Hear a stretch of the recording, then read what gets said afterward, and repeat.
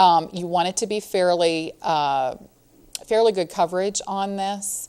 And you'll need to play around just a little bit with how many stitches you need to go around whatever ball you are using. Just a little bit of math. What you do want to deal with is what we call negative ease. Ease is something we haven't talked about a whole lot here on the show. And when you think of a sweater, you're going to need positive ease, which is where you have a couple of inches or more extra. In negative ease, you're going to need less than the measurement. We'll talk a little bit more about that when we come back from the break. And I have a couple of other things that I want to show you, as well as some techniques that you will find really helpful for these quick gifts, as well as some other things that you might be working on, some finishing techniques. So come on back after the break and join me. I'm Sherri Sulkowski, and you're at Knit On.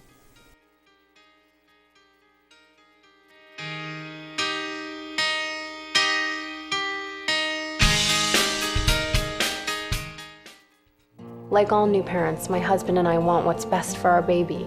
We talked to our doctor about vaccines. We learned that immunizations are not only a good idea, they could save our daughter's life. Get the facts. Vaccines save lives.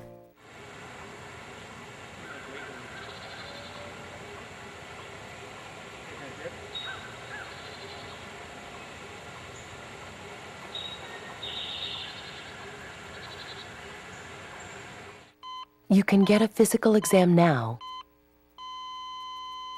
or you can get one later. Use our free risk calculator and talk to your doctor. Lower your risk for type 2 diabetes and heart disease and live a healthier life.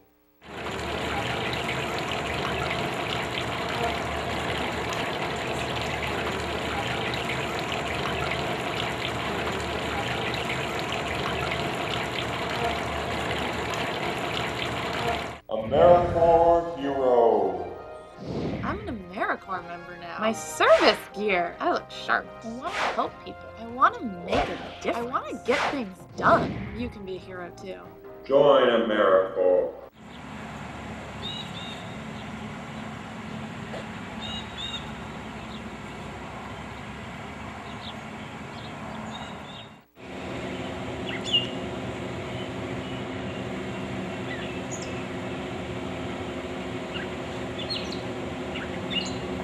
Salam. Jam. Shanti. We all want the same thing. Peace. And Rotary clubs are making it happen. Hey, what? Through international scholarships to promote peace around the world. Happy. Rotary. Humanity in motion.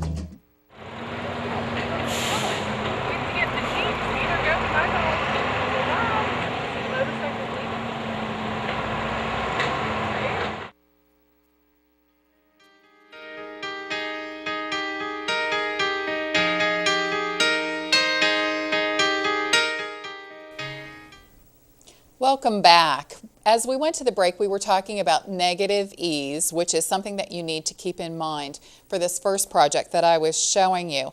And if you think of negative ease as the difference between a sweater is going to have positive ease and something like a sock is going to have negative ease, where you actually want the garment to be slightly smaller than whatever it is it's going to fit, because you want it to stretch onto that ball and fit closely to it. You don't want it to be floppy or oversized like a sweater might.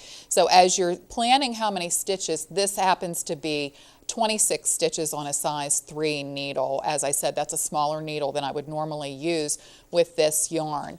So I've done these a number of different ways. I've done them with some eyelash at the top and then a different novelty at the bottom. I've done them with all eyelash, as with the purple one and with the white one that we had in the first segment.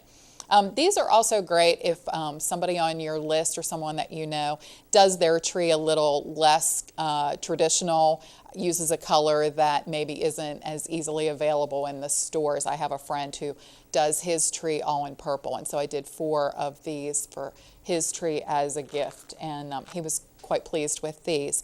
So a great way to use some of your odds and ends, especially your novelty yarns, which some of us are starting to get away from using as many novelties as we were a couple of years ago. But if you have some of those hanging around, this is a great use for those.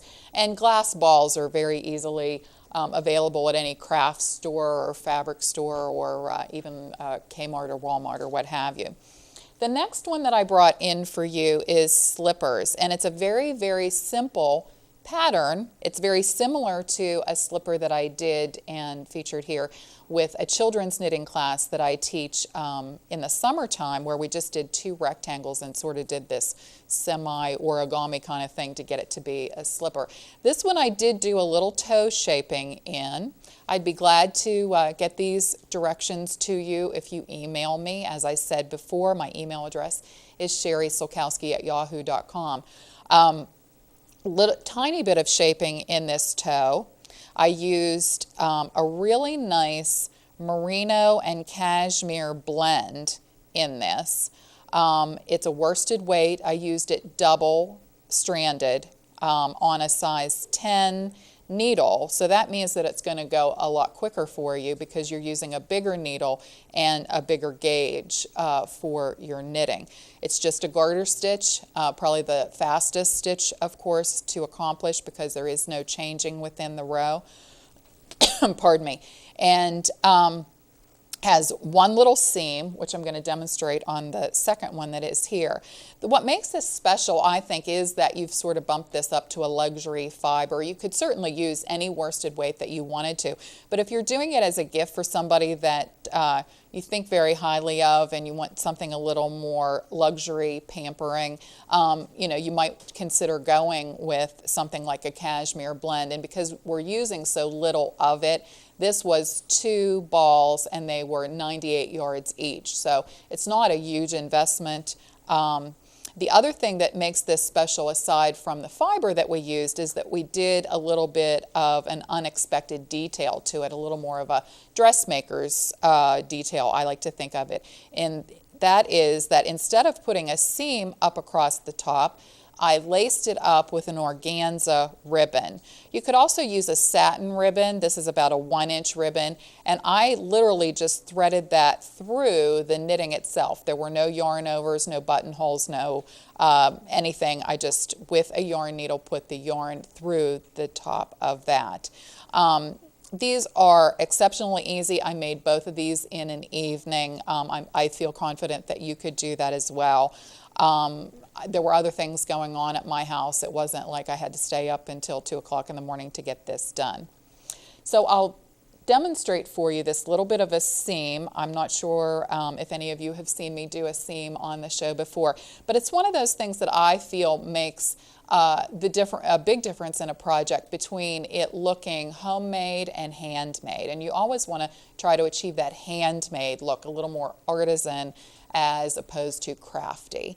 So the seams and the finishing on any project are going to be really, really important in order to be able to accomplish that look. I've started this seam so that you can sort of see what we're going to do, and then I'll do a few stitches of it so that you can follow along.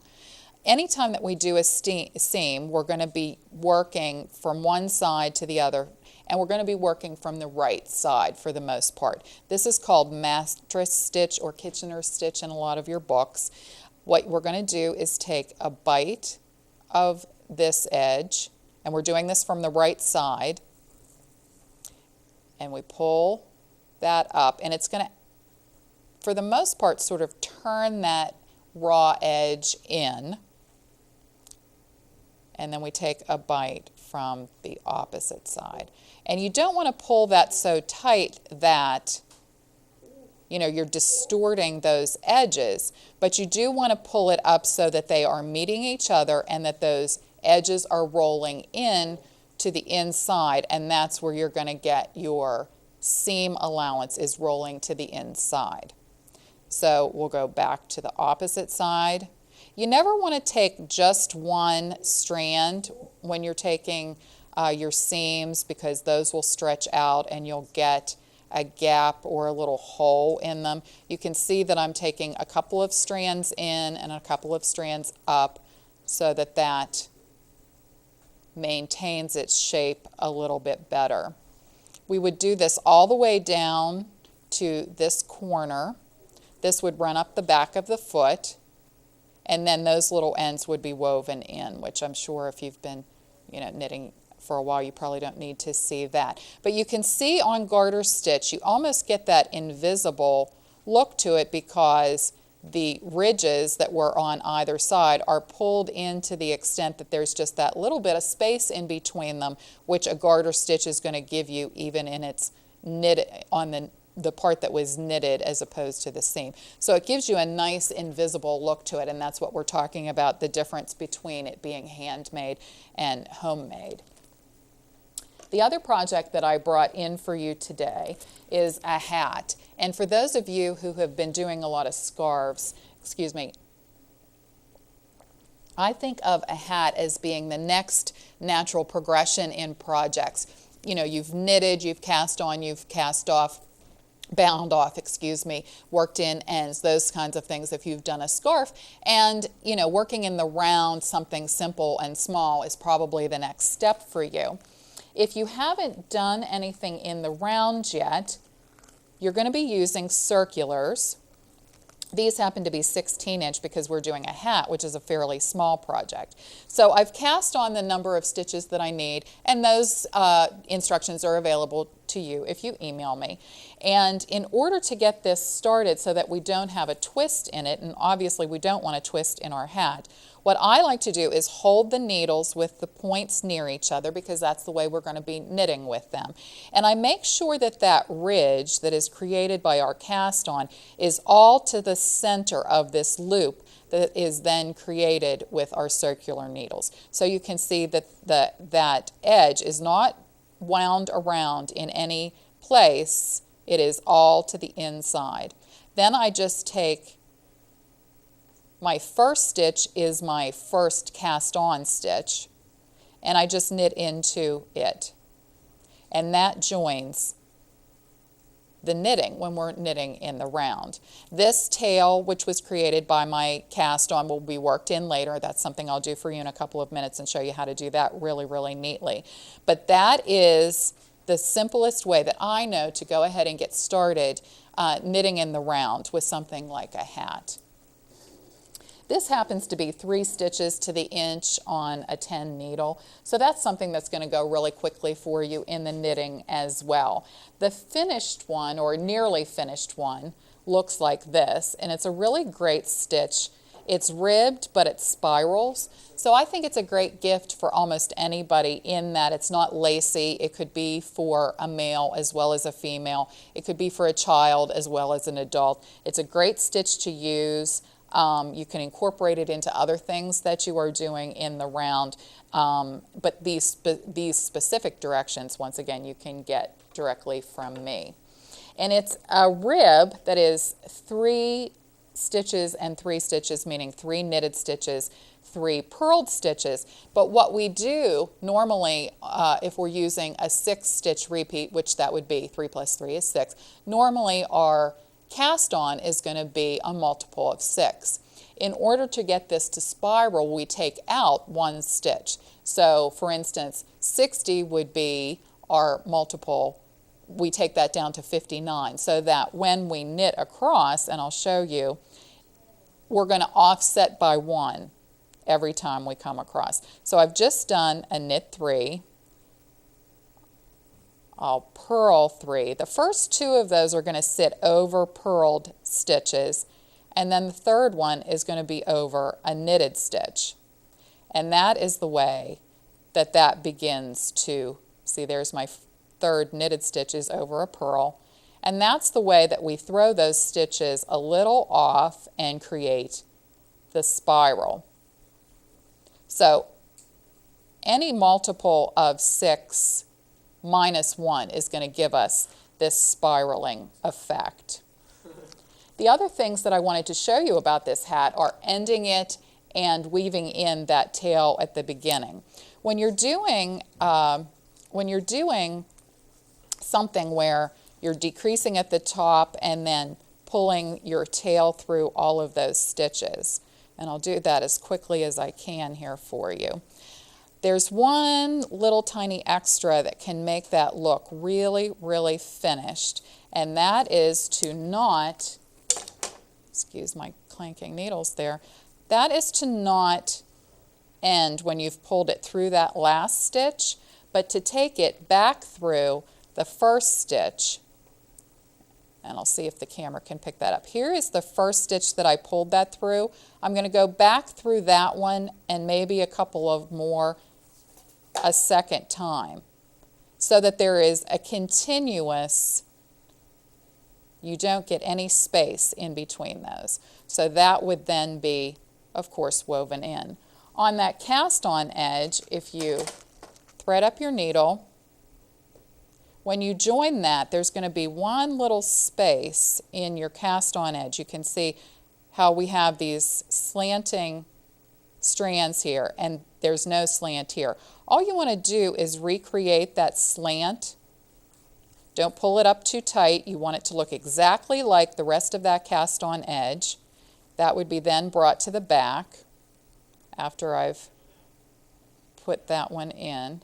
You want it to look exactly like the others, and then you would weave in that end so that it's secure on the back of your project. I would love to get these directions to you or any of the other information that I have given you today. Please email me. I love to hear from the viewers here in Peters Township as well as the other areas that now get knit on.